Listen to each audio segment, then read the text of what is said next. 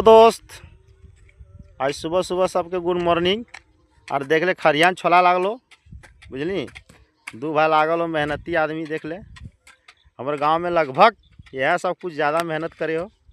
अब बाकी काल तो वीडियो देखेबे कर रही हो गरकट आदमी है। देख ले देख गरकट देख गंजिया वाला देखिए इन्हें छोल के सुनने जाए जा रहा जा फिर दे रे बाबू खरियान छोला लागलो ठीक हो। जकरा जकरा धान काटे हो आज घर आप। और अभी से जो 10 दिन ला ना भी समझ ले वो कि तो गरकट आदमी जरा गरकट के बुझली।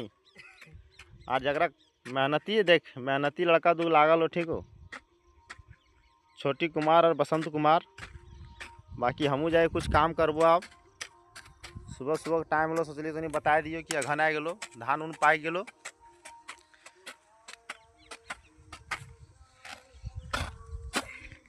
अगर चिन्हिए बढ़िया ठीक हो। अगर खरियान छोल के 2-3 लगे घंटा के टर रे ये सब काम ना करिए।